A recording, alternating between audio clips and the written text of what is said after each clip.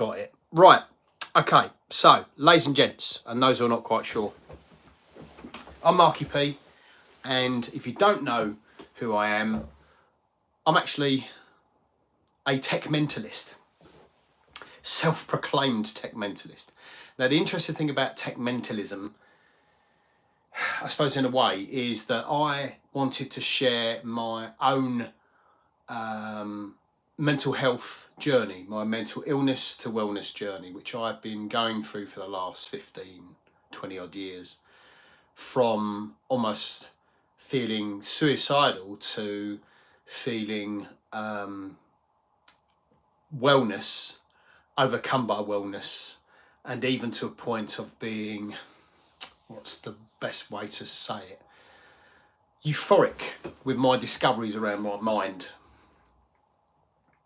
But also at the same time, I'm actually a radio presenter. I wouldn't class myself as a DJ, although a DJ, I suppose, in a way, is somebody that is paid to do the job. Maybe not. I'm more of a hobby DJ. I've been doing it since 1983, more so broadcast than doing DJing and so on and so forth. So here's the introduction. You notice the introduction is a little bit like skew-if, just the way my brain is wired. But I wanted to share it because I wanted to introduce myself first of all. Now, I know sometimes somebody actually said YouTube really isn't an ideal channel to do any of the mental health stuff. Well, I disagree with that. I think social media is an ideal platform. Yes, we know for a fact that there is going to be people on social media that might, give you a hard time. It's the same thing as sort of like playground antics. It's just another playground, another platform. So as I call it, platform is a playground. So to introduce myself, I have been a mental health patient on and off, probably for about 15 years. Very scary. It was ever since, in fact, I'd say before that actually, I'd say probably about 18, 19 years. And what kick-started it was almost nearly fatherhood, parenthood, becoming a parent. Quite scary, really, because my own journey through that has been, a mixture of ups and downs. The ups have been fantastic. The downs have been really dark. It is what it is. But one of the things I've actually noticed about this whole shebang, about this mental health journey, is that when I start talking to people about it quite openly, and I am very open about my mental health, I quite often hear people starting to say, why are you open about this? What's going on? Why have you decided to start to share it now? Well, here's the thing. Very good question. Why indeed? Well, one of the things I wanted to understand, one of the things I wanted people to understand, is that this isn't. There was almost like a stigma around mental health, and the stigma around mental health was just guys just wouldn't talk about it. They really wouldn't. And I know there's a load of clinics. I know there's a load of things out there, and so on and so forth. But for me, one of the biggest things that I wanted to help people understand is that realistically, I'm just gonna see if this is coming through. Yeah, it is. That's cool. Realistically, what I wanted to do is actually show that you don't have to be, you can be normal. You can have a fantastic life. You can have a fantastic family, a fantastic support network, fantastic job, work with fantastic people, have fantastic friends.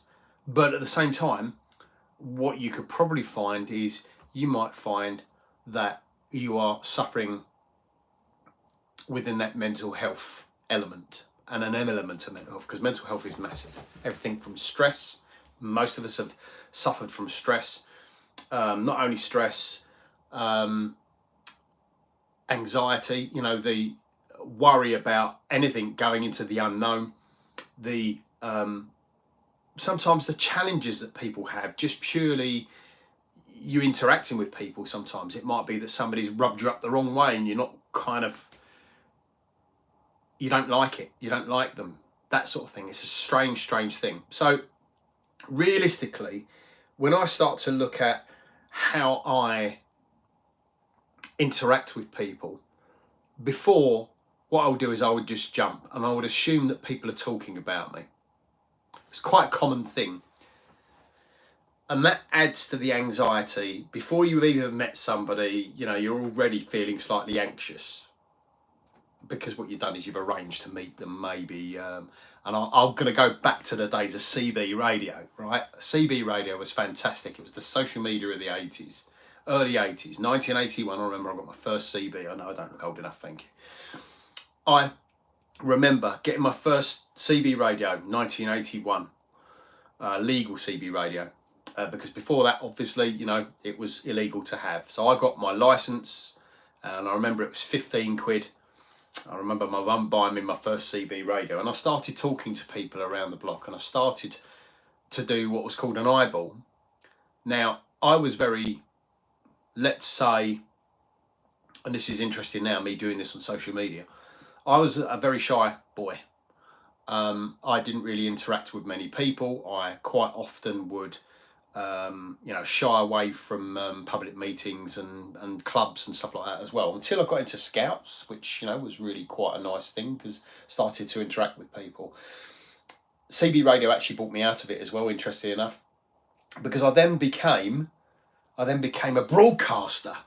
I then became somebody that, you know, was people were listening to, people were locking in and locking on, and I then became, you know, almost like a broadcaster. There you go, a broadcaster. And it wasn't really until around about 1983. I mean, I had a love of music, electronic music, so on and so forth as well. And at the time, I didn't have any mental health issues because all I thought about was just getting day to day. And day to day was just because I was still, you know, around about school age. But 1983, 84, you know, I started coming to the end of school, and, you know, a group of us got together on the CB radio, and we decided to launch what was, I would have called, really, I suppose at the time, a forum of people that liked music, black music. And, you know, then the journey began. And the journey of music has actually helped me. It's reunited my mind throughout my mindset, throughout my life. You know, where some days, you know, where it's been really, I've had a really bad day. Some days where, you know, I've had a good day, but all of it, throughout it, you know, I can guarantee I'm picking one track in that day and I'm listening to it, and that can actually make a difference in your mood. So technology back then, of course, was, you know, for me to listen to anything, it would have been tape, and it would have been, you know, like vinyl. So for instance, this is a rare jam anyway, so talking about that, this is Climax. Girls Will Be Girls is a rare album, so great album. I also do collect vinyl as well, even though I don't play it out. I play it sometimes as well, but vinyl is a great thing. And I used to literally pop it on my mum's stereogram. And it wasn't until I was 17, 18 where I could afford to actually, I went to the local Radio Shack, or Tandy's, in the UK. And I bought myself a mixer, which a lot of people remember the realistic mixers that were there with the 2VU meters. I bought one of those. And then the next week I bought a turntable, so I can't believe I bought a microphone and a mixer first of all before I bought my turntables. Interesting. So I started that journey of music, and then using the technology to then kind of explore the musical universe. I'd already had an Amiga, it's a Commodore Amiga that I had Soundmaster, and I was doing some experimentation on that. So technology, to start off with, back then was very basic, but it allowed me to kind of like listen to music, and then it started to resonate with my mindset in that, oh, I like this type of music. I knew what kind of music I liked. I liked disco because of my mum. Thanks, mum. She brought me up on ABBA and Super Trooper. I like electro funk because I like the dancey bits and so on and so forth, and hip hop. So, you know, but I mean, I'm talking about hip hop before it was political, when it was so soulful to a point, and soul and funk and disco and boogie. So in a sense, you know, I had that kind of evolution. It was black music.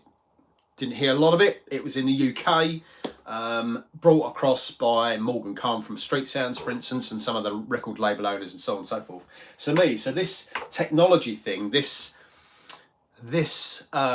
evolution from me being just me, not doing anything, not being able to play music, to a point where I was actually playing music.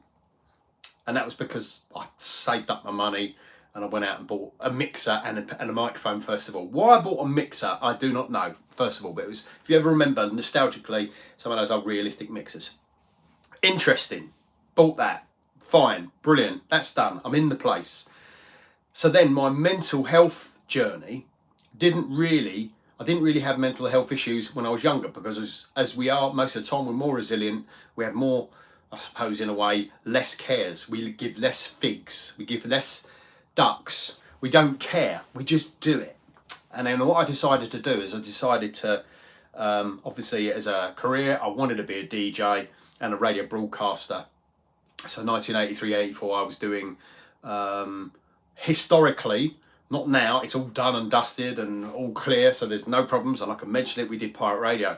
So it was part of the pirate radio fraternity across London as well. And it's something to be very proud of, because it was getting music out there at the time, which was amazing, because for me, it was one of those journeys where I connected with so many different people at the same level, and it was really important to me. So connection is one of those things. Technology, the ability for me to be able to play my records or tapes, because I also bought tapes as well.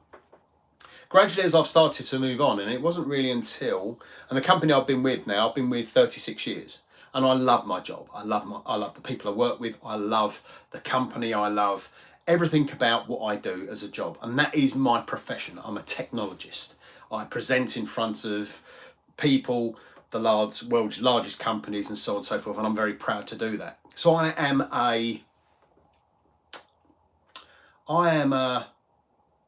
suppose in a way I'm a professional presenter in that case. So I stand up in front of people, sometimes large audiences, sometimes small audiences, but a lot of the time, I'm there, I'm presenting to them. So bringing forward it a few years as well, where I actually now started to present technology after being a technical engineer for about 12 years, I decided, and I got headhunted to come in and then talk about technology. Brilliant. So that's my main job. But at the same time, I still loved playing music, and I did the occasional parties and so on and so forth. Well, now actually, as it transpired, I get asked to do a lot of gigs.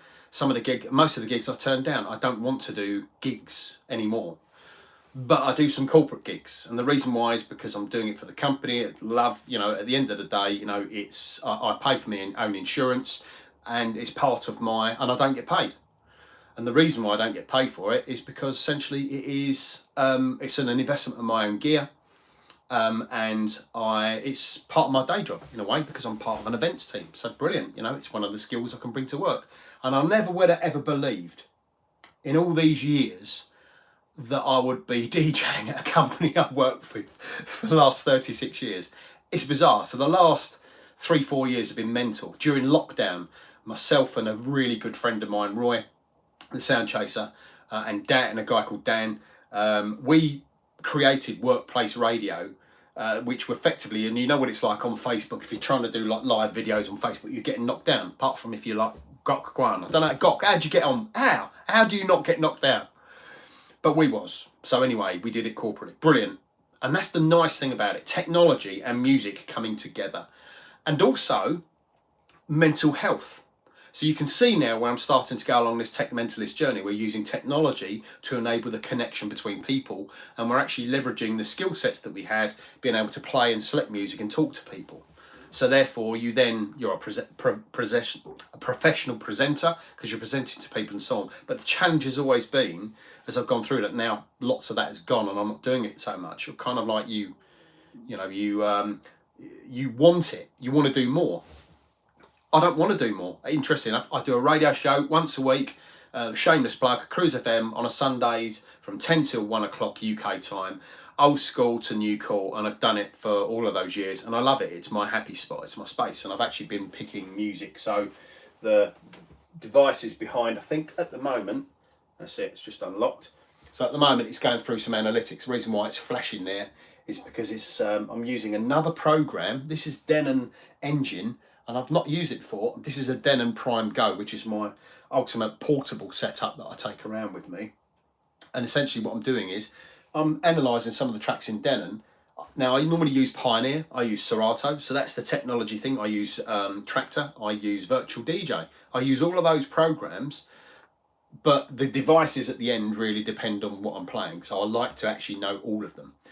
So therefore my toolbox is get them all, understand them all, work out how they work, and then see if you can then plug them in and play with them, whether you're out there, whether it's on a memory stick. And I've got obviously some big drives that I can actually run and plug into a machine like a CDJ or into these Denon players, and I can play my tracks off of it. It won't necessarily be sorted in the same way I like, but it'll be sorted and I can still play it.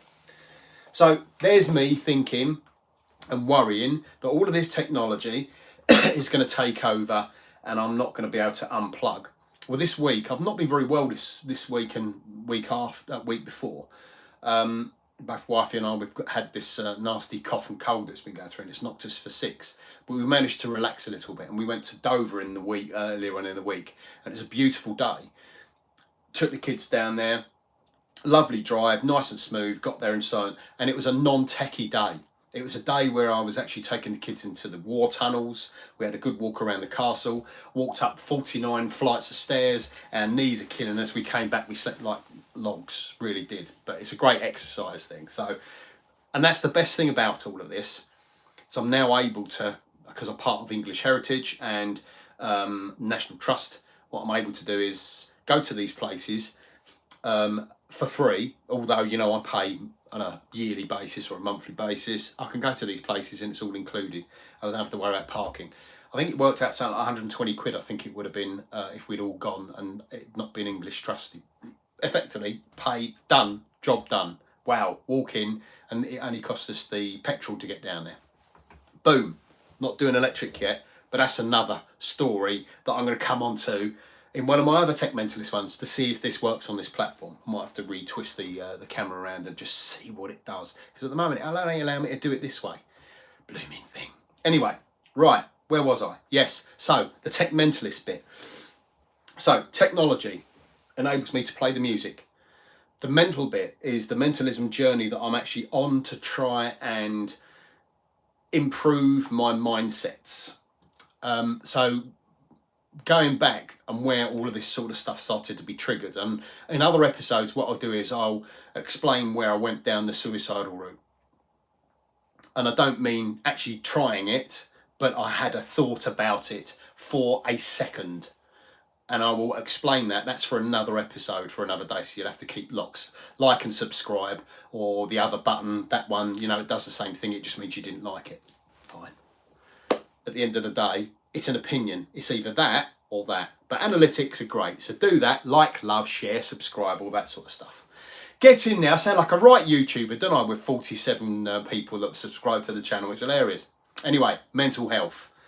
I'm going to obviously carry this conversation on as I go through and explain my journey as I've gone through, right the way from right at the beginning, where I was incredibly angry and shouting at loads of people, to a point where I got almost frog marched out of my headquarters and say, go and sort yourself out. And I'm going to come on to those journeys later on in this. So what I'm going to do is this vlog will be, it's a journey, because some of this will resonate with a lot of people. A lot of the time, men's mental health is not talked about enough. You see a lot of things in organisations now where mental health is at the forefront of a lot of things. It's not often spoken about enough and in enough detail, because it's not only men. Yes, I know women have mental health, but a lot of the stigma around mental health is what men have. They will not talk about it. It used to be a taboo subject. Oh, you know, just go and take a tablet or go and have a pint. Let's go down the pub and have a curry, and it sorts it all out. It doesn't sort it out. All it does is it just masks it. And I know it does. And I will say that, and I'll be open and honest about it. So me, as a professional presenter, as a performer, if you like, as somebody that stands up in front of people, for my day job that I love dearly, with all the people I love dearly, and the customers I love dearly, I love everyone. There's nothing but love in my life. And there's a reason why there's only nothing but love in my life, because I don't have enough energy to do the hate thing, because it takes twice as much to hate as it does to love. It's easier to love and be kind than it is to be a hateful so-and-so without, you know, tarnishing the nasty. Not in my universe. I don't like the dark, because I've been in the dark places. I've been in a real bad dark place to a point where, you know, I wanted to end my life, which I'm going to come on to in next episodes. So you will have to keep locked and rocked. Right, so done the mental health bit in a way. That journey is going to continue. I am consequently now, and have been for a year and 4 months, off of my medication. So I was medicated. So I had medication to help control my my mindset and my just the way I was. I had to do something, and I was told, go to the doctor, sort it out, get your head in the right place, and I'm pleased I did. But there's a number of key factors to obviously going on to medication as well. And you can't just go on medication just willy-nilly. You have to go through the whole process, including everything from cognitive behavioural therapy, talking to a therapist, talking to a psychiatrist, talking to all of these people as well. The beginning of it all, the whole lot, the beginning of it is talking and admitting it to yourself. I have a problem. I've got an issue. I need to talk about this. But also, I've got to say this. It really makes a difference if you have a family that can support you, friends that can support you, and know where to get help. But it starts out with you. First of all, it starts off with you asking for help if you feel you need it. If you don't, fine, don't reach out to it. Technology-wise, is in a way a bridge for me. It's how I use, it's a bridge for me, bridging my mindset to taking my mind off of things. So the DJing element, where I've got everything from Pioneer gear to this and my speakers and all of that I go out to do gigs. That's it's a hobby. It's something that I can put my focus into. My radio show once a week, I put my focus into it as well. My work, I focus onto it 5 days a week. But at the same time, do not forget your family and your support network, because they also need your time too. Interesting that, because I'm probably one of the worst people to take his own advice, and I am, realistically. So hopefully these journeys, these conversations will resonate with people, and they will help them maybe make a decision saying, do you know what, I've listened and I go through some of these symptoms, and you know what, I think I will reach out and go get some help. And that would be the best thing for you. You have to do what's right for you, because getting help is not always the right decision. It might be that you just need to change or do another activity, do something else to take your mind off of it. But I've actually found routine has been one of the things that has actually helped me get through. And what I'm going to do is I'm going to start to also put up shorts, like shorts of the day. How am I feeling today? What did I do to change my mindset? And I'm going to try and do one of those at least once or twice a week. So what I get is start to get some of these shorts actually on the channel as well. I've been meaning to do it for a while. Normally I'll do it on Facebook.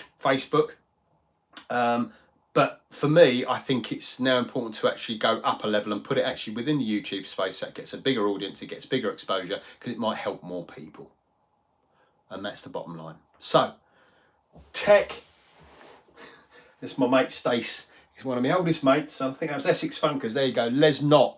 DJ Les Knott. If you're listening or watching, this effectively was Essex Funkers going back many, many years, where we started to use some of the digital DJing stuff as well. Digital DJing. How long has that been around for? Ever since the CDJ player was designed, because you loaded the program onto it from the CD. Did you know that? Of course, if you want to like, subscribe and so on, or leave comments down below, down there somewhere as well, I'll try and get back to everyone. Hopefully, this becomes regular. I'm calling this was a TechMentalist Thursday, but normally I did TechMentalist Mondays. I think it just depends. It will depend on what day I can actually do it. If you're watching this live, thank you so much for your time.